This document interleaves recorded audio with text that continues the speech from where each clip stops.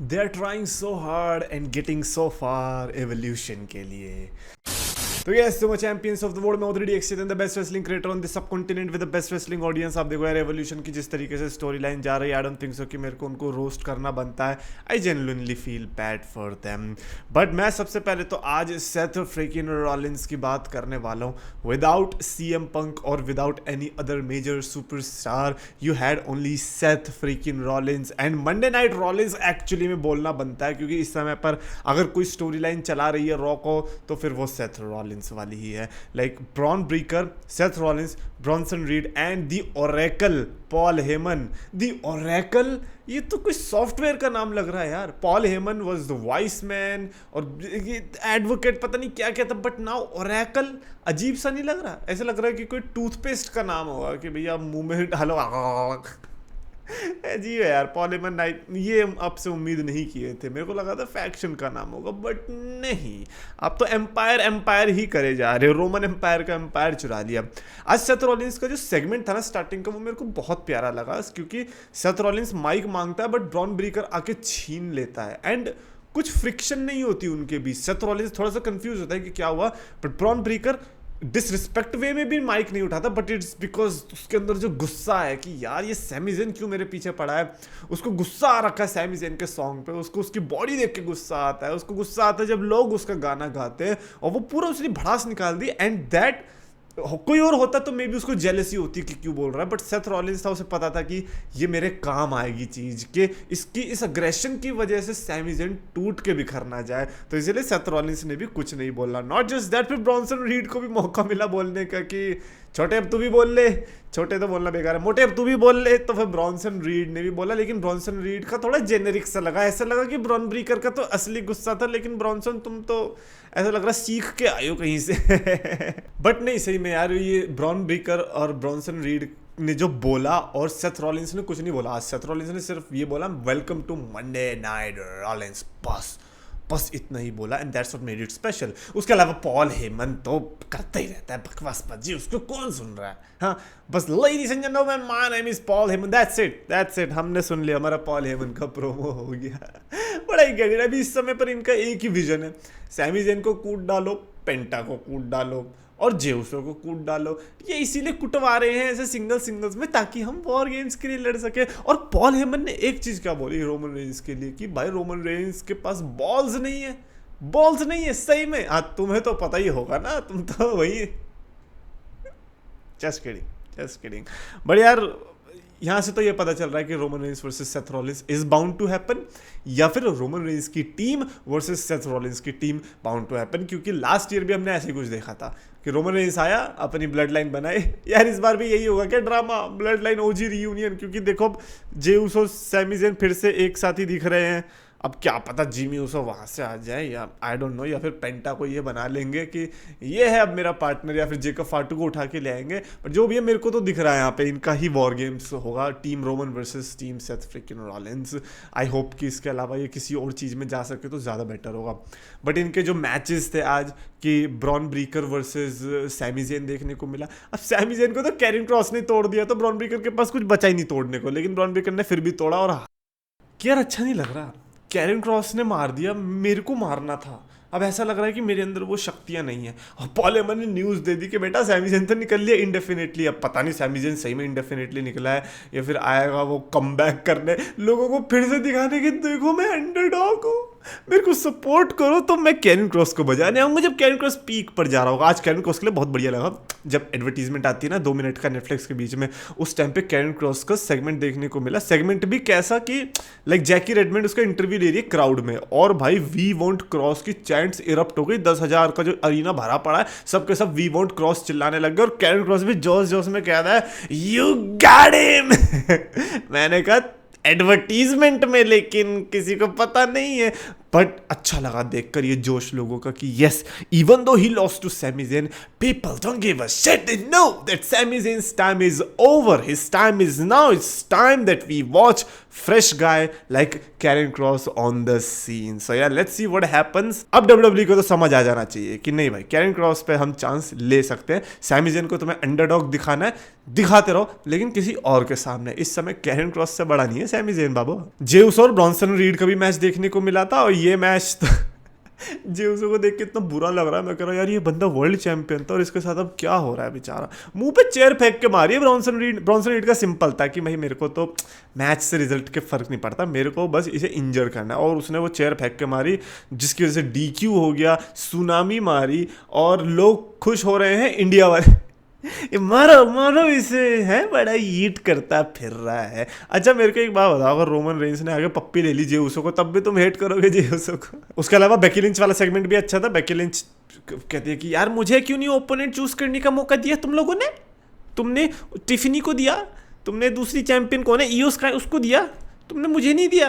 मेरे को तुमने भेड़ दिया बेली और वो लायरा वेलकिरी, दोनों भेड़ दिए, मैं दोनों को हरा चुकी हूँ. मैंने कहा बात तो सही कह रही है बंदी यार, इसको मौका क्यों नहीं मिला? जब इवोल्यूशन में ऐसे भंडारा बटी रहा था तो फिर बेकी लिंच को क्यों नहीं मिला? बेली आती है इंटरप्ट करने के लिए और उसको लायरा वेलकिरी ने तुरंत इंटरप्ट कर दिया. मैं सही में बता रहा हूँ, इस सेगमेंट की MVP अगर कोई थी तो वो लायरा वेलकिरिया थी. For some reason I don't know कौन सी मुगली घुट्टी 555 पी के आई थी अब लायरा वेलकिरिया, लेकिन she was a complete different package altogether. Like at this point I think कि लायरा वेलकिरिया जीतना तो छोड़ दो, मैं तो जीतने हारने की बात ही नहीं कर रहा. मैं तो ऐसा कह रहा हूँ कि सेम लेवल पे दिख रही थी. ये बहुत बड़ी बात होती है जब आपके पास बेकी लिंच और बेली जैसे टैलेंट है और ट्रिपल थ्रेट के अंदर, और आपको आए हुए मुश्किल से 1 साल हुआ होगा और आप उसके लेवल पे दिख रहे हो, तो ये बहुत बड़ी बात थी. मेरे को तो लगा कि इस सेगमेंट में कि लायरा वेलकिरिया के क्लोज भी नहीं आ पाई बेली.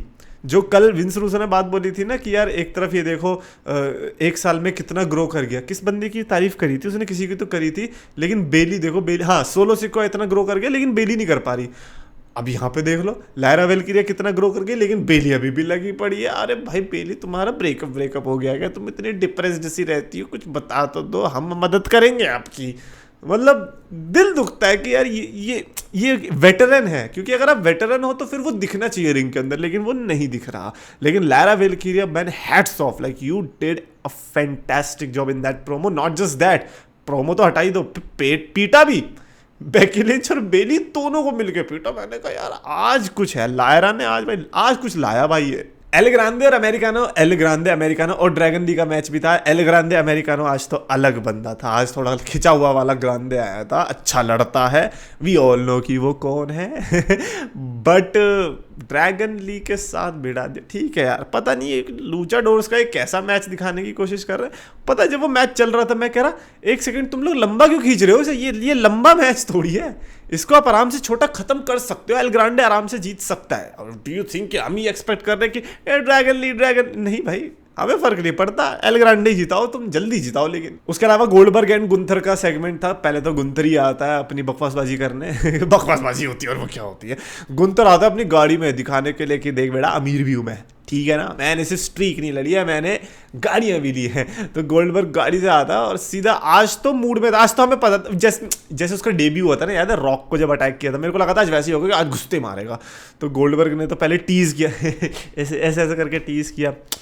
तो गुंथर ने ट्राई तो किया, लेकिन गोल्डबर्ग ने पंच बजाया और उसके पंच बजाने से ही पता चल गया था. अगर आप देख रहे थे उस पंच को, नहीं तो जो दोबारा जाके देखना, उस पंच से ही पता चल गया था सैटरडे नाइट मेन इवेंट में कांड हो सकता है. यार गोल्डबर्ग या फिर गुंथर, इन दोनों में से कोई एक इंजर्ड हो सकता है लाइफ टाइम के लिए. प्लीज़ गोल्डबर्ग स्क्वाश मैच ही करना. तुम जीत रहे हो कोई बात नहीं, लेकिन हार रहे हो कोई बात नहीं, लेकिन स्क्वाश मैच करना. लंबा मैच तुम नहीं दे पाओगे, तुम एक दूसरे को हर्ट कर दोगे और कुछ नहीं करोगे. और फिर उसके बाद स्पीयर पड़ने वाली थी, लेकिन गुंथर वहां से निकल लिया. तो लगातार हफ्ते गुंथर सेम तरीके से दिख रहा था. पिछली बार सीएम पंग ने धक्का दे दिया तो ऐसे कर गया, इस बार स्पीयर से बच के निकल लिया. मैंने कहा यार अगर इसी की जगह जेउस होता अब तक पेल दिया होता लोगों ने कि ये कैसा वर्ल्ड चैंपियन है, ये तो ऐसे डर डर के भाग रहा है. लेकिन भाई क्या करे बंदा, पिछले हफ्ते डरा थोड़ी था, पिछले हफ्ते तो गिरा दिया बेचारे को. इस हफ्ते तो डरना जरूरी था. गोल्डबर्ग जैसी बुलेट ट्रेन तुम्हारी रिब केज पे पड़ेगी, तुम्हारा तो टूटना बनता है. वो भी सैटरडे नाइट मेन इवेंट से पहले. मैं स्पीयर क्यों लूं, उसकी भी बात सही है. तो सैटरडे नाइट मेन इवेंट के लिए बचाएगा, और मेरे को पता है कि स्पीयर तो पड़ेगी. स्टैंड टॉल भी किया गुंथर ने, लेकिन जब स्टैंड टॉल करता है तो वो चैंपियनशिप नहीं जीतता. ऐसा ज्यादातर होता है. Seth Rollins is an exception every time. पता नहीं कैसे उसके अंदर एक्सेप्शन लग जाती है, बट अच्छा लगा देख के कि हाँ गुंथर जीत सकता है. अब मैं फाइनली सो सकता हूँ आराम से।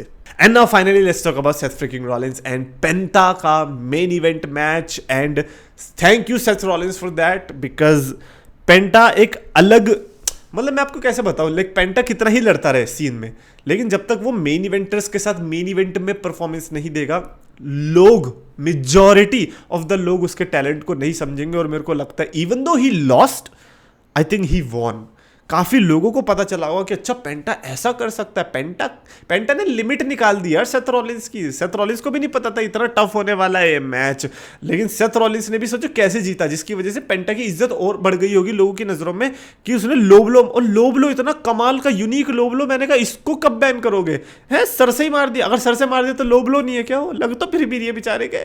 पेंटा को लो ब्लो मारा एंड देन बूम, उसके बाद स्टॉम्प एंड इट्स ओवर। और सेथ रॉलिंस और पॉल हेमन से बोलता है कि बुला भाई अपने बंदे आते हैं मारने के लिए। वो वहां पे ऐसे ऐसे पता नहीं गुटका मले जा रहे हैं, तब तक एले नाइट आया पीछे से बजा के चला गया सेथ रॉलिंस। मैंने कहा यार वो बहुत क्रेजी था, मतलब मैं तो ऐसा लग रहा है कहीं एले नाइट को दोबारा से फैन ना बन जाऊं, और अगर बन जाऊंगा तो बहुत अच्छी बात है। एले नाइट का फैन बनने में क्या बुरी बात है, अगर एले नाइट को ऐसे क्राउड का रिएक्शन मिल रहा है, अच्छी स्टोरी लाइन मिल रही है, हाइप दिखने लायक हो रही है, तो भैया क्यों ना बने। एले नाइट गया वहां से, फिर क्राउड में एले नाइट कर रहा है, ब्रॉन ब्रेकर पकड़ ही नहीं पाए। ब्रॉन ब्रेकर तुम्हारी स्पीड किस काम की जब तुम प्राइम से टकरा के गिर गए वहीं पे। खैर एले नाइट और सेथ रॉलिंस का मैच इंटरेस्टिंग तो होने वाला है, क्योंकि इसमें ब्रॉनसन और ब्रॉन कैसे आएंगे वो है, और बाकी सैमी को तो तोड़ दिया, वो तो निकल लिया। पेंटा और दूसरा कौन है, जे उसो, यही बचाने आ सकते हैं। आई होप कि ना आए, आई होप कुछ अलग हो, आई होप एसएनएमई में इस मैच के अंदर कुछ अलग हो। और पता है एसएनएमई देख लो अब कैसे ना सोल्ड आउट हो कंपेयर टू इवोल्यूशन। ये मैच इंटरेस्टिंग है। रैंडी वर्सेस मैकिंटायर डाल दिया तुमने, गुंथर वर्सेस गोल्डबर्ग डाल दिया, ये तीन ही इनफ है, ये तीन ही इनफ है किसी को भी सोल्ड आउट करने के लिए। तो ये I am with SNME, I am with SNME. तो anyways that's it for this video. अगर मेरे को आज की रॉ को रेट करना होगा, obviously it was a like decent show. Again बड़े मोमेंट्स नहीं थे, बट अगर एटलीस्ट स्टोरी लाइन कंटिन्यू करी that's better, that is better. So I would give 3.75 out of 5 की स्टार रेटिंग। आप अपनी रेटिंग लिख के बताओ, आपकी वीडियो पसंद है तो प्लीज लाइक और शेयर और सब्सक्राइब करो।